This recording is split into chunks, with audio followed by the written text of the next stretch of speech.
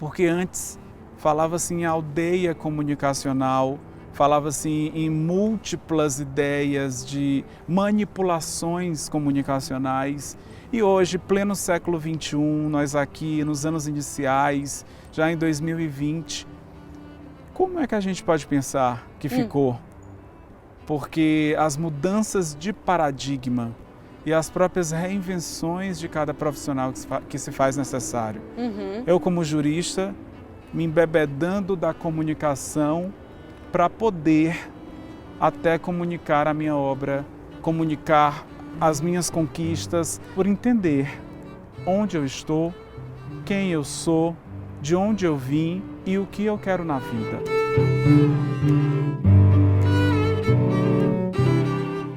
Manuel, te convidei para vir nesse lugar aqui, diante de Caxias do Sul, para a gente ter essa conversa especial. Te agradeço muito por essa oportunidade. Você é uma pessoa incrível, que eu conheço já. E a gente vai conversar um pouquinho sobre temas do direito, sobre temas da comunicação. A gente está em meio a uma pandemia, até por isso a gente escolheu esse local aberto. Até por isso a gente está um pouquinho mais longe para poder fazer essa conversa. E tu acabou de me contar, Manuel, que tu escreveu um livro nesse momento de pandemia.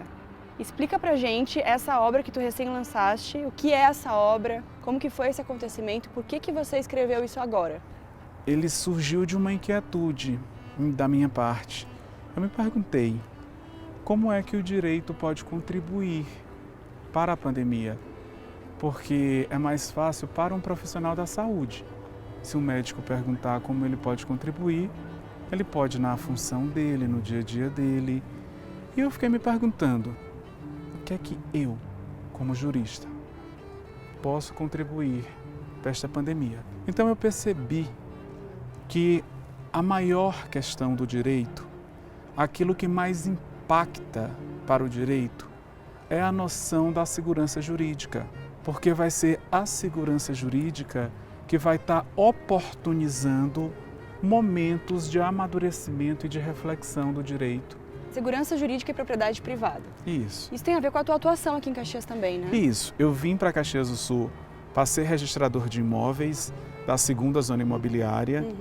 Então, e propriedade privada foi o núcleo da tese do doutorado que eu realizei. Então, eu procurei trazer as noções de segurança jurídica para aquilo que é a área do meu domínio, por respeito acadêmico, para poder dar uma continuidade aos estudos, poder ter essa conectividade acadêmica daquilo que eu estudei com o que eu estou produzindo e aquilo que possivelmente eu estudarei, bem como orientando os meus alunos e tirando as dúvidas dos usuários, das escreventes e registrando na labuta do dia a dia da segunda zona.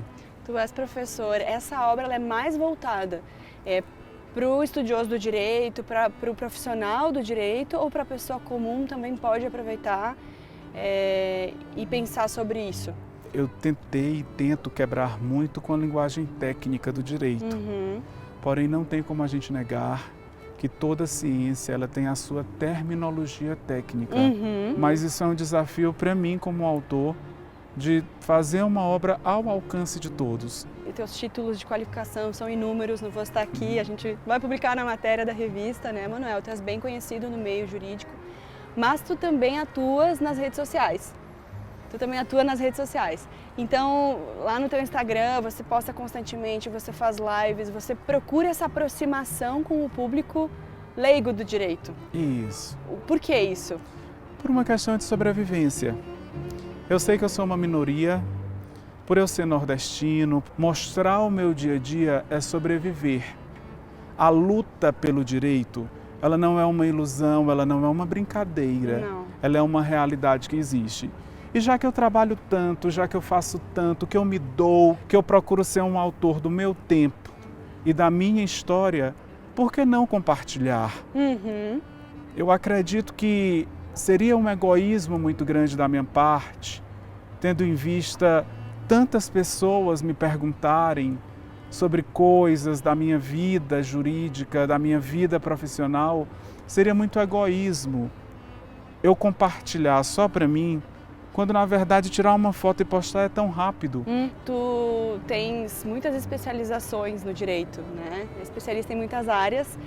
Mas agora tu estás estudando comunicação social, jornalismo, é verdade? Isso, é verdade. Por que isso? Eu estou no meio do curso de jornalismo, eu sou muito convicto do meu trabalho, eu sou registrador de imóveis e sou professor. Então, primeiro eu vou estar na segunda zona imobiliária, dando conta de toda aquela demanda que a mim foi delegada por um concurso público. Em seguida, como professor, vou estar orientando alunos, vou estar tirando dúvidas. E num momento extra, eu estudo os assuntos paralelos que me ajudam a me reinventar como jurista. Até o fato de nós dois estarmos conversando aqui, a comunicação tem ajudado. Qual é a tua opinião, Manuel, sobre aquilo que a gente tem observado agora, de ver que no Jornal da Noite a CNN cita o que o Trump postou no Twitter? Ou seja, as redes sociais viraram fonte para veículos tradicionais, profissionais de comunicação. E a gente está enfrentando um outro desafio nesse momento, além da pandemia, que é uma enxurrada de fake news. E a gente está observando o prejuízo social que isso causa, a falta de orientação, a confusão, as pessoas ficam perdidas, né? Qual que é a tua opinião sobre tudo isso? A busca por uma comunicação profissional foi justamente perceber essas mudanças comunicacionais que nós estamos sofrendo. E eu acredito que o direito fundamental, a liberdade de expressão, é muito mais do que um direito fundamental meu em proteção ao arbítrio do Estado. É mais amplo. A liberdade de expressão, para mim, ela é uma dignidade. Qual que é a relevância de um jurista e de um comunicador profissional? De uma pessoa ser responsável pelo aquilo que faz, de não ter levianidade, de entender que as atitudes diárias, elas são atitudes que elas perpassam pelo coletivo. É importante poder se expressar respeitando, com responsabilidade. Eu vi um story da tua irmã, acho que era, vocês conversando sobre isso, sobre as fake news, né? Da responsabilidade do comunicador. E a gente entende, a gente poderia dizer aqui uma opinião minha, mas eu quero saber a tua, que seria tão relevante, tão importante quanto a de um jurista. Isso. Socialmente. A grande questão do papel de um jurista é aquilo que a gente tanto fala, é a gente se perguntar, é não aceitar. Porque antes falava-se em aldeia comunicacional, falava-se em múltiplas ideias de manipulações comunicacionais. E hoje, pleno século XXI, nós aqui nos anos iniciais, já em 2020, como é que a gente pode pensar que ficou? Porque as mudanças de paradigma e as próprias reinvenções de cada profissional que se faz necessário. Eu, como jurista, me embebedando da comunicação para poder até comunicar a minha obra, comunicar as minhas conquistas, por entender onde eu estou, quem eu sou, de onde eu vim e o que eu quero na vida. O que mais te chamou a atenção quando tu chegou aqui? O que é saliente para ti ao olhar para essa comunidade? De Caxias e da Serra, que eu sei que tu transita um pouquinho, né? Eu tenho que perguntar um pouco para mim o que chamou mais atenção no aspecto físico e no aspecto social e psicológico. Olha, no aspecto físico, o maior impacto foi o frio.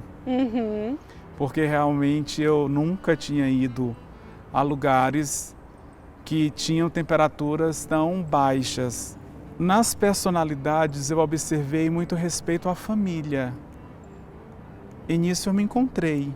E ao perceber numa cidade com núcleos familiares tão fortes, então eu vi em Caxias do Sul um lugar que eu poderia pegar a minha tese de doutorado, trabalhar muito, arregaçar as mangas e trabalhar e colocar aquela minha tese de doutorado, que é a propriedade privada imóvel no século XXI, na prática do dia a dia como registrador de imóveis.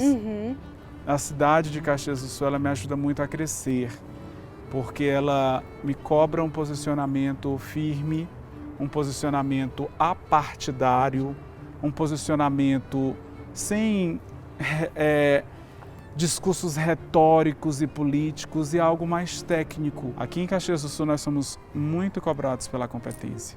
Manuel, tu me contou uma coisa muito interessante outro dia que a gente estava conversando, sobre os respingos sociais e culturais ainda da nossa história, da história da nossa cidade, que é uma cidade que foi construída por imigrantes, que receberam uma promessa de terras. Sim. E que em alguns momentos não tiveram essa promessa cumprida, e aí entra a nossa reflexão sobre segurança jurídica, né? E que por isso a tua atividade aqui ela é tão importante e você precisa ter delicadeza muitas vezes para entender a abordagem das pessoas. Conta um pouquinho para mim assim disso. Ao ter contato com a cidade, eu percebi toda a história de Caxias do Sul e até como registrador de imóveis, que a propriedade é o âmago do meu estudo. Eu estudo ser e estudo ter. E o meu recorte do ter é a propriedade privada. E eu percebi que os colonizadores de Caxias do Sul, em geral os gringos que chama, porque foram italianos que vieram colonizar a cidade e que receberam uma promessa do Estado brasileiro daquela época de que eles ganhariam os títulos de propriedade. Só que o que é que acontece? Toda aquela promessa que o Estado deu, ela não passou de uma ilusão. Quando os italianos chegaram na Serra Gaúcha, eles tiveram que trabalhar e muito contra um frio, muitas vezes, que eu já sei, de 0 graus, contra a falta total de condições, de mobilidade, de recursos. Tiveram que arregaçar as mangas. E o mais inacreditável, sabe aquela promessa que o Estado disse dos títulos de propriedade? Não foi dado. E eles tiveram que lutar até contra o Estado para garantir os seus títulos de propriedade. Então, por trás de cada registro daqueles da segunda zona imobiliária de Caxias do Sul, por trás de cada matrícula, por trás de cada indicador, por trás de cada dado, existe um pouco do sangue que as pessoas que colonizaram essa terra deram. E eu procuro sempre ter isso em mente, no sentido de me entender como registrador de imóveis, de entender a necessidade do proprietário. E aí que entra até a segurança jurídica, de perfectibilizar relações jurídicas que façam com que as pessoas não sejam enganadas, que promovam a justiça.